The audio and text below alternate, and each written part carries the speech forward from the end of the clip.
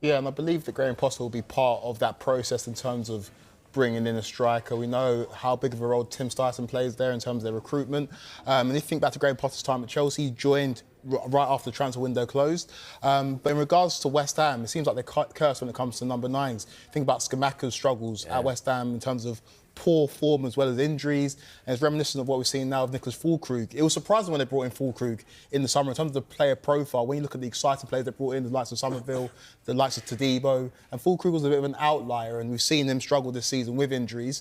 But West Ham do need full players. Mikel Antonio's out for an extended period of time. Somerville's now out of an injury. Jarrod Bowen suffered injuries, and Jeremy said it there. West Ham, they need help in the forward lines because when we remember West Ham last season, it of course wasn't a vintage season, but they could put the ball in the back of the net and had a player, Mikel Antonio, was willing to make the runs that players in this team aren't capable of doing. So they need to bring in a striker. And when you look at the landscape, it's difficult because there are so many teams that need front men right now, and there's a dearth of talent when it comes to players that can lead the line for a Premier League side. If you look at a player like Evan Ferguson, who's currently out of favour at Brighton, we remember how good he was a couple of years ago. He's out of favour with Hertzler, and I think he's a player that, if West Ham are exploring the market for a number 9, he's a player that definitely could lead the line for West Ham.